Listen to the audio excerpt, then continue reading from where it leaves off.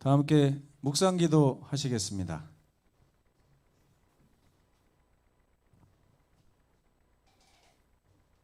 네, 한 주일 동안 예언 전도에 참석하시면서 은혜를 많이 받으셨나요?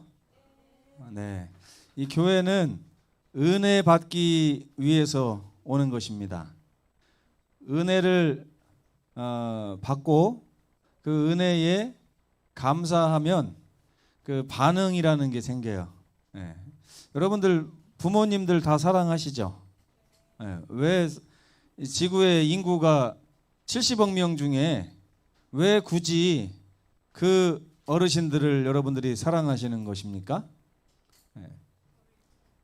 네, 이 낳아주고 길러주신 그 은혜 때문에 그런 거예요, 그죠? 은혜가 충만하기 때문에 그 은혜에 대한 반응이 우리들의 마음을 70억 명의 인구 중에서 바로 그 두 분, 심지어 돌아가셨는데도 불구하고 그 마음이 없어져요? 아니면은 계속돼요? 네? 여러분 부모님의 은혜는 돌아가시고 나면 마음에서 완전히 사라집니까? 그렇지 않죠? 네, 돌아가셨는데도 불구하고 그 마음 속에 계속해서 부모님의 은혜가 새록새록 기억되면서 가끔 기일이 되거나 생신이 되거나 그러면 눈에서 눈물이 나죠. 아이고 우리 엄마 아버지 참 고생 많으셨는데, 어렸을 때 우리 엄마가 나한테 이렇게 해줬는데, 우리 아버지가 나한테 이렇게 했는데 하면서 그 기억들이 새록새록 날 때마다 마음에서 뭐가 커져요? 자꾸만 감사가 커지고 반응이 커지고 그렇죠. 그래서 하나님을 믿는 우리들은 제사를 안 지냅니다. 그렇죠? 그런데 하나님을 안 믿는 분들에게는 제사가 좀 필요하다는 생각이 들어요. 왜요? 그걸 표현하고 싶은데 표현할 방법이 없잖아요. 가끔은 부모님이 내 앞에 계신 것처럼 이렇게 밥상도 하나 차려다가 놓고, 지난번에 어떤 영상을 보는데 어떤 70살 먹은 할아버지가 산소 옆에다가 집을 천막을 치고 3년을 사는 모습이 이렇게 TV에 나왔어요. 그래가지고 이 기자가 가서 그 사람의 삶을 이렇게 관찰하는데 어떤 삶을 사냐면 아침마다 그 비석 앞에 이렇게 상같이 생긴 거 있잖아요. 돌로 만든 거. 거기에다가 밥상을 차려놓고 엄마 아버지 많이 드세요 한 다음에 거기서 밥을 먹어요. 그래서 자기는 밥상이 따로 필요 없대. 이게 밥상이래. 그래서 3년 동안 내내 비가 오나 눈이 오나 거기 앞에서 부모님하고 같이 밥을 먹어요. 그래서 기자가 궁금해서 왜 그러십니까? 그랬더니 젊었을 때 해외에서 많이 살았대요. 사우디 뭐 이란 이런 데 가서 돈 번다고 살면서 부모님을 못 챙겨드린 시간이 너무 많은데 갔다 와서 보니까 너무 그 시간들이 이렇게 후회가 되면서 부모님과 이렇게 살고 싶어서 3년 동안 지금 이렇게 살고 있다. 원래 3년을 계획했는데 살다 보니까 이사 가고 싶은 생각이 없대요. 그냥 여기서 여생을 마쳐야겠다 이런 생각을 하더라고요. 이런 은혜가 우리를 움직이게 하는 것이 신앙입니다. 은혜를 모르면 신앙도 없어요. 그러니까 교회 와서 은혜를 받아야 돼요. 우리가 하나님의 은혜에 내 마음이 감동하고 반응하는 만큼 나의 삶에서 저절로 신앙이라는 것이 나옵니다. 신앙은 만들어내는 게 아니에요. 억지로 만들어내는 게 아니고 나오는 거예요. 하나님 감사합니다. 하나님이 최고고요. 하나님 없으면 저 못 살 것 같습니다. 이렇게 해서 하나님과 가까워진 사람들이 하나님께 나타내는 이 반응을 신앙이라고 하는 것입니다. 그런데요, 신앙을 하다 보면 부딪히는 게 있어요. 부딪히는 거. 거기에 대해서 오늘 사도 바울이 갈라디아서 2장 21절에 이렇게 얘기하는 거예요. 이게 기억절이죠? 다 함께 한번 크게 읽어보겠습니다. 시작. 내가 하나님의 은혜를 패하지 아니하노니 만일 의롭게 되는 것이 율법으로 말미암으면 그리스도께서 헛되이 죽으셨느니라. 여기 지금 무슨 단어가 나옵니까? 은혜와 율법이 나와요. 이 은혜와 율법이 부딪힙니까? 안 부딪힙니까? 부딪히는 거예요. 이게 어떻게 부딪히냐면 하나님께서 우리에게 은혜를 주셨는데 은혜를 주신 걸 가지고서 내가 자유롭게 내 삶 가운데서 은혜를 표현하면 되잖아요. 그죠? 여러분 부모님을 사랑하시죠? 부모님에 대해서 효도를 하시죠? 돌아가셨는데도 불구하고 효도하시는 경우가 많이 있어요. 근데 효도하는 방법을 국가에서 정해준다. 어떻게 생각하십니까? 네? 효도하는 방법을 국가에서 정해줬다. 여러분 어떻게 생각하세요? 좋은 방법입니까? 좋은 방법이에요? 자, 한 달에 부모님 통장에 무조건 30만 원 보내는 법이 있어요. 그렇게 하면 어떨까요? 그러니까 효도하는 방법을 국가에서 법으로 정해놓으면 그 법이 나의 효도와 충돌이 될까요? 안 될까요? 충돌이 되는 거예요. 근데 하나님께서는 우리에게 은혜를 주시고 나서 우리는 하나님께 은혜에 감동해서 신앙을 하는데 신앙하는데 너희는 이렇게 해야 된다라고 주신 것이 하나님의 율법이에요. 그러니까 사도 바울이 율법에 대해서 사람들이 너무 힘들어하고 이걸 지켜야 구원을 받나 이런 생각을 하니까 사도 바울이 갈라디아서에 자꾸 무슨 말을 했냐면 자유롭게 하면 돼. 마음에서 나오는 대로 하면 돼. 이렇게 하니까 어떤 사람이 뭐라 그래요? 그럼 율법을 안 지켜도 됩니까? 이제부터? 이렇게 얘기를 하는 거예요. 이제부터 부모님 통장에 30만 원 안 붙여줘도 됩니까? 라고 그런 얘기예요. 그러니까 거기에 대한 답변으로 사도 바울이 뭐라고 합니까? 내가 하나님의 은혜를 강조하면서 은혜를 폐하지 아니하는 것처럼 율법도 폐하지 않는다. 이런 얘기가 갈라디아서와 로마서에 나오는 것입니다. 그러면서 이 말은 은혜에 초점이 맞춰져 있어요? 율법에 초점이 맞춰져 있어요? 이 말씀은 율법보다는 은혜에 초점이 맞춰져 있습니다. 우리나라 교과가 이렇게 보니까 율법과 은혜 이렇게 써 있죠. 제가 항상 영어 본문 가지고 공부를 하는데 그동안 몰랐어요. 근데 항상 보니까 영어에는 제목을 쓸 때 영어를 작은 글자로 쓰다가 어떤 단어를 크게 쓴 게 항상 있어요. 지난주에도 있는데 지난주에는 어디에 악센트가 들어가 있냐면 이처럼 큰 나라가 어디 있느냐 했잖아요. 그죠? 그 단어 중에서 어떤 단어가 크게 표현되어 있냐면 great이라고 하는 단어가 크게 표현되어 있어요. 그러니까 뭘 강조하고 싶은 거예요? 큰 나라, 위대한 나라를 강조하고 싶은 거죠. 근데 이번 주 교과에는 이게 은혜와 율법 한국말로는 똑같은 크기로 써 있죠. 영문 교과에 보니까 율법은 작게 써 있고 은혜를 이따만큼 크게 써놨어요. 지금 뭘 강조하고 싶은 거예요? 은혜를 강조하고 싶은 거예요. 그래서 은혜와 율법이 어떤 관계가 있는가? 자, 오늘 시간이 많이 없어요. 하고 싶은 말은 참 많은데. 자, 이스라엘 백성들이 하나님의 율법을 이해하는 방법이 좀 특이합니다. 이스라엘 백성들이 우리는 율법을 지키면 은혜를 모르는 자들이라고 얘기할 때가 많아요. 그래서 은혜를 가지고 신앙하는 것과 율법만 가지고 신앙하는 것이 다르기 때문에 율법을 중요시하면 율법주의자라고 이렇게 힐난을 하는 것이죠. 그런데 유대인들은 이렇게 이해를 합니다. 자, 보세요. 주의 말씀 시작. 주의 말씀은 내 발의 등이요 내 길의 빛이니이다. 요게 똑같은 말이 두 번 나왔죠.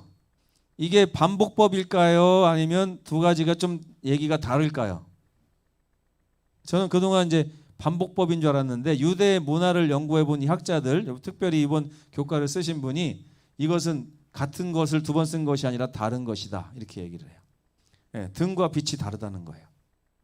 그래서 이스라엘이 이해하는 율법은 영적인 삶을 돕고 발전시키는 재료인 빛으로 표현될 때가 참 많습니다. 근데 이 빛이 내 발의 등이기도 하고 빛이기도 한데 두 가지 기능을 가지고 있어요. 이스라엘 사람들이 밤에 등불을 들고서 이렇게 길을 걷잖아요. 그럼 첫 번째로 뭐가 좋으냐면 어두운 길을 밝혀서 내가 갈 방향을 이렇게 알려주기 때문에 그 빛이 필요한 거예요. 그러니까 하나님의 말씀은 우리 삶의 미래를 어떻게 살아야 될지를 비춰주는 빛과 같은 것입니다.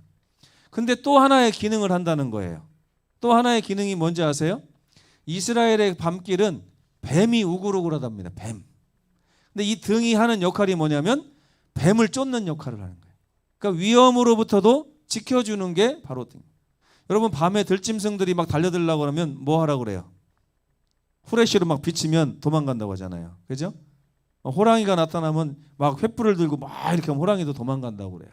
그러니까 위험으로부터 우리를 지켜주는 역할을 하는 것이 또 이 등이라는 것입니다. 그래서 이스라엘 백성들은 율법을 어떻게 이해했느냐?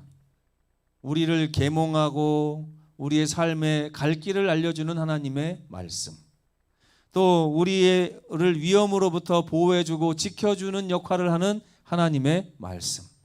자, 만약 이런 개념을 갖는다면 하나님이 주신 율법이 우리의 받은 은혜와 충돌을 할까요? 아니면 서로 시너지 효과를 낼까요?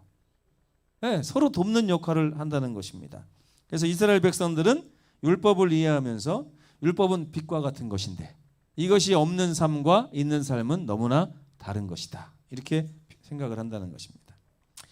이사야는 율법이 없으면 그들 속에 빛이 없는 것이다. 이렇게 얘기를 했습니다. 그러니까 율법은 우리를 위해서 주신 거예요.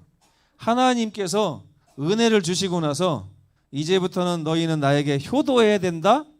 이렇게 말씀하신 게 율법이 아니라는 거예요. 이해가 되세요, 여러분? 자, 하나님께서 야, 내가 그동안 20년 동안 너 먹여주고 길러준 거 기억하지?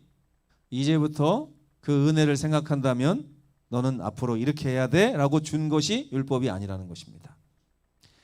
은혜의 한 부분으로서 율법이 있는 거예요. 이해가 되세요, 여러분? 아버지, 어머니가 나에게 은혜를 베풀고 나서 이제부터 이렇게 살아 하고 주는 게 율법이 아니라 아버지, 어머니가 나에게 베풀어 주시는 은혜의 또 다른 부분이 율법이라는 거예요. 이걸 잘 이해하시면 여러분, 율법은 괴로운 것이 될까요? 아니면 율법은 행복한 것이 될까요? 어머니, 아버지의 사랑이 나에게 행복을 준 것처럼 어머니, 아버지의 사랑의 부분으로 또다시 우리에게 오는 율법 역시도 우리에게 행복을 주는 것이다. 이것입니다. 그래서 신명기의 율법과 은혜를 한번 살펴볼까요? 자, 신명기를 살펴보기 전에 신명기는 어떤 책보다도 율법과 은혜가 서로 이렇게 잘 매치가 되어 있습니다. 떨어져 있지 않아요. 신명기가 율법과 은혜의 관계를 가장 잘 표현한 책이다라고 이 저자가 얘기합니다. 그래서 보면 모세는 이 책에서 그 언약의 표로 율법을 제시하고 있어요. 율법이 뭐라고요? 하나님과 내가 언약 관계에 있다는 표다. 그런데 율법을 바라보는 하나님과 인간의 관점은 다르다는 것입니다. 한번 볼까요? 하나님께서 율법을 바라보는 관점은 하나님이 인간에게 가지고 있는 어떤 선한 뜻을 인간이 이루어낼 수 있도록 하는 도구가 바로 율법입니다. 이 말대로만 살면 하나님이 좋은 게 아니라 누가 좋은 거예요? 우리가 좋은 거죠. 인간의 관점에서는 하나님께 대한 응답과 주님과 맺은 관계에 대한 눈에 보이는 표시가 바로 율법에 대한 순종이에요. 내가 율법을 순종하고 있으면 지금 어떤 사람이라는 뜻이 돼요? 하나님과 관계 속에 있다고 하는 뜻이 되는 것입니다. 그래서 오늘 교과의 핵심은 뭐냐? 율법보다 뭐가 앞선다고요? 은혜가 앞선다고요. 은혜보다 율법이 앞서는 게 아니라 율법보다 은혜가 앞섭니다. 근데 두 가지 다 필요할까요? 안 필요할까요? 네, 이걸 잘못 이해하면 율법은 중요하고 은혜는 중요하지 않다. 혹은 율법은 중요하지 않고 은혜만 중요하다라고 하는 극단적인 신앙으로 갈 수가 있어요. 근데 성경이 제시하신 율법과 은혜는 두 가지 다 중요한 것입니다. 단지 율법보다 뭐가 앞에 있는 거예요? 은혜가 앞에 있는 거예요. 잘 보세요. 성경은 늘 은혜가 먼저 있습니다. 창세기 2장에도 보면 하나님께서 에덴 동산에 두 나무를 주세요. 그죠? 근데 선악을 알게 하는 나무와 생명나무가 있는데 하나님께서 어떤 나무를 먼저 주셨어요? 생명나무를 먼저 주셨어요. 만약에 하나님이 2장 17절을 선악을 알게 하는 나무의 열매를 먹지 말라, 이걸 지키는 한 너희는 동산의 각종 나무의 열매, 생명나무를 포함한 모든 열매를 먹을 자격이 생긴다 이렇게 하셨어요? 아니에요. 늘 은혜가 먼저입니다. 이 동산에 있는 모든 나무의 열매를 너희가 마음껏 먹어라. 하나님은 은혜가 먼저 베풀어 줬어요. 그런 다음에 선악을 알게 하는 나무의 열매는 먹지 말라. 이게 한국말로 먹어라, 먹지 말라 하니까 이게 마치 뭐 같아요? 반대말 같죠? 반대말이 아니라는 거예요. 오늘 배울 내용은 첫 번째 것도 하나님의 은혜고 두 번째 것도 우리를 보호하기 위한 하나님의 은혜라는 것입니다. 아멘? 이게 오늘 배워야 될 점이에요. 근데 우리는 신앙을 하면서 사단에게 속아가지고 늘 율법과 은혜가 반대되는 것으로 이해를 하는 것입니다. 근데 아니라는 거예요. 자, 그래서 여기도 보시면 하나님께서 은혜를 먼저 베푸시고 또 순종을 얘기하면 출애굽기에 10계명을 줄 때 그 과정을 한번 읽어볼게요. 10계명을 이제 주기 전에 19장에 하나님께 이런 말씀하셨어요. 내가 애굽 사람에게 행한 것과 독수리 날개로 너희를 품어 내게로 인도한 것을 너희가 보았지 않느냐. 나는 어떤 사람이라고요? 어떤 존재라고요? 너희에게 은혜를 베푸는 자다. 그래서 그 은혜를 베푸는 자가 이제 또다시 너희에게 은혜를 베푸는데 너희가 내가 베푼 은혜를 이번에도 받아야 된다 이런 뜻이에요. 그래서 그러므로 이제 너희가 참으로 내 목소리를 듣고 내 언약을 지킨다면 내가 주는 은혜가 계속해서 너희에게 은혜가 될 것이다. 이런 말입니다. 시편에도 그런 개념이 나와요. 시편에도 다윗이 시편 119편은 은혜와 율법의 장이라고 말을 하고 있습니다. 근데 시편 119편 41절에 보니까 여호와여 주의 말씀대로 주의 인자하심과 주의 구원을 내게 임하게 하소서. 이 다윗은 하나님께서 구원과 은혜를 베푸시는 하나님이라고 먼저 소개를 한 다음에 그러므로 내가 주께서 주신 은혜의 율법 역시도 지킬 것입니다. 왜요? 이것이 선물이라는 것을 알기 때문에. 은혜를 주셨기 때문에 내가 이제부터 율법을 지킴으로 갚겠습니다. 이런 개념이 아니에요. 주께서는 인자하시고 주께서는 구원을 주시는 하나님이시기 때문에 주께서 그런 성품 가운데서 주신 주의 율법 역시도 역시 은혜요 구원이라는 사실을 제가 압니다. 그래서 저는 주께서 주신 율법을 지킬 것입니다. 이해가 되세요, 여러분? 예. 아버지, 엄마가 나를 사랑한다는 걸 알기 때문에 아버지가 하시는 말씀을 나는 듣겠습니다. 이런 뜻이에요. 왜? 사랑해서 하는 말이니까. 사랑해서. 그런 뜻입니다. 70절에도 이런 말씀이 있어요. 나는 주의 법을 즐거워하나이다. 나는 주의 법을 어찌 그리 사랑하는지 모릅니다. 저는 예전에 이게 이해가 안 된 거예요. 왜? 내가 하나님의 은혜를 받고 내가 하나님의 은혜에 대한 보답으로 계명을 지키는데 왜 그 계명이 즐겁지? 왜 그 계명이 감사하지? 왜 내가 그 계명을 사랑하지? 잘 이해가 안 됐어요. 이번 교과에 보니까 내가 주의 법을 뭘로 이해하는 거예요? 하나님이 주신 은혜에 대한 보답으로 계명을 이해하는 것이 아니라 하나님이 주시는 또 다른 은혜로 계명을 이해하는 것입니다. 이게 다윗이 계명을 이해하는 방법이에요. 그래서 이번 교과의 제목이 율법과 은혜, 그러면서도 은혜를 큰 글자로 만든 이유가 뭐예요? 율법 역시도 하나님의 은혜에 포함된 것이다. 이런 개념을 이야기하고 있는 것입니다. 결론입니다. 은혜도 뭐라고요? 율법도 뭐라고요? 은혜입니다. 율법은 우리에게 은혜를 베푸신 하나님께서 우리에게 거듭해서 주시는 또 다른 선물입니다. 우리는 율법을 은혜로 인식해야 돼요. 율법을 은혜로 인식하고 그 율법을 은혜 가운데 순종하는 그런 삶을 시작해야 되는 것입니다. 다윗은 이렇게 말했어요. 여호와여 나에게 은혜를 베푸사 주의 법을 내게 가르치소서. 지금 뭐라고 하고 있어요? 다윗이? 주의 법을 가르치는 은혜를 나에게 베풀어 주십시오. 이해가 되세요, 여러분? 네. 주께서 은혜를 베푸셨기 때문에 저가 주의 법을 지키겠나이다가 아니에요.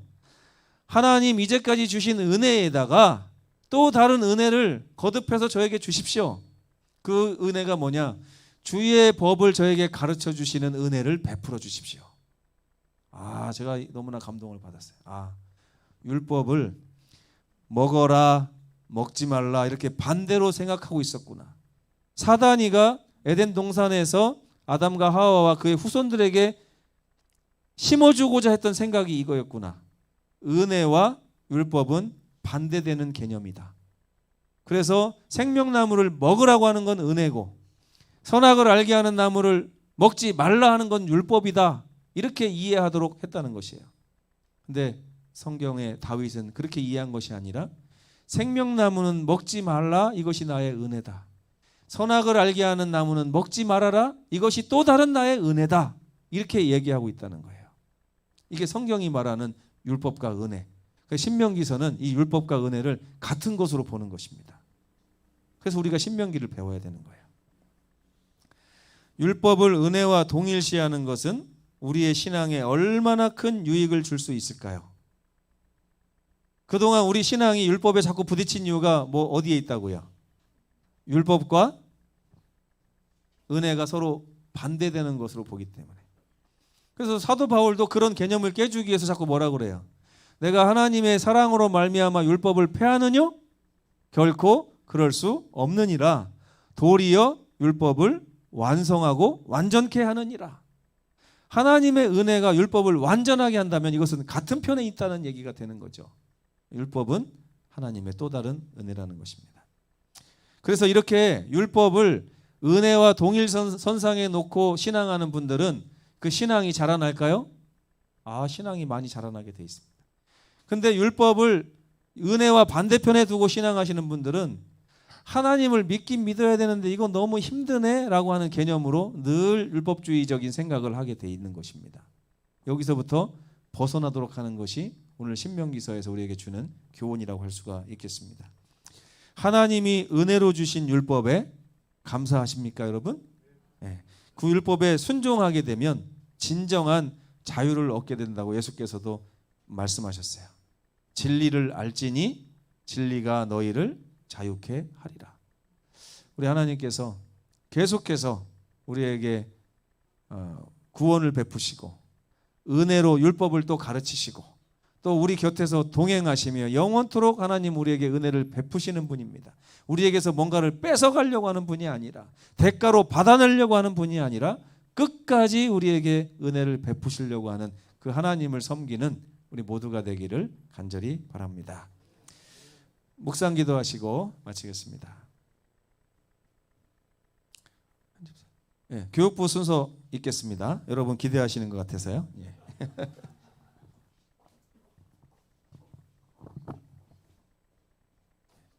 헌금 소개 잠깐 하겠습니다. 정원상 장로님, 김장옥 집사님, 윤기로 집사님, 나담자 집사님, 공경일 집사님, 현상훈 집사님, 김복순 집사님은 생신 감사헌금, 정경홍 선생님 감사헌금 드려주셨습니다. 고맙습니다.